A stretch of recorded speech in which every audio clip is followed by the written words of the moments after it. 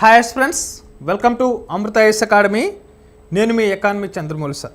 క్రింది వాటిలో ఏది ఒక దేశం యొక్క జీడిపి దాని జిఎన్పి కంటే ఎక్కువగా ఉండడానికి కారణమవుతుంది? Which of the following would cause a country's GDP to be higher than its GNP అంటున్నాడు. సో జీడిపి అనేది దేనికంటే ఎక్కువగా? జిఎన్పి కంటే ఎక్కువగా ఉండడానికి కారణమవుతుంది అన్నాడు.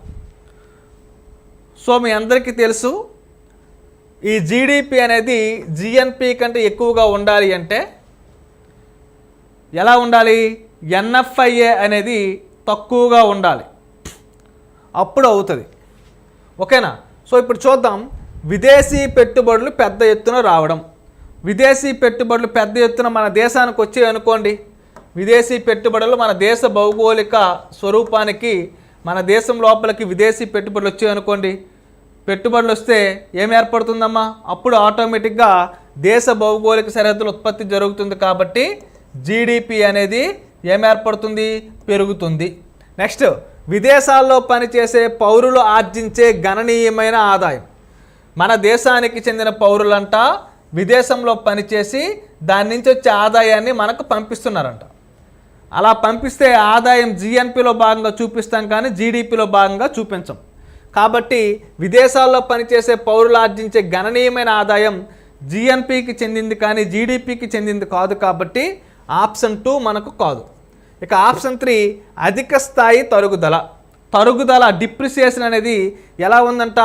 ఎక్కువగా ఉందంట. డిప్రిసియేషన్ అనేది అధికంగా ఉంది, ఎక్కువగా ఉందంట. మరి డిప్రిసియేషన్ ఎక్కువగా ఉంటే మరి ఏం ఏర్పడుతుంది? ఎన్డిపి అనేది ఏర్పడుతుంది, కానీ జీడిపి ఏర్పడుతుంది కదా. కాబట్టి ఇది కూడా కాదమ్మా. సో ప్రభుత్వ వ్యయం తక్కువ స్థాయిలో ఉండడం. ప్రభుత్వం అనేది వ్యయం, ఖర్చు అనేది తక్కువ స్థాయిలో చేస్తే, వ్యయం అనేది తక్కువ స్థాయిలో చేస్తే పెట్టుబడులు పెద్ద మొత్తంలో ఉండవు. కాబట్టి పరిశ్రమలు అనేవి ఏర్పడవు.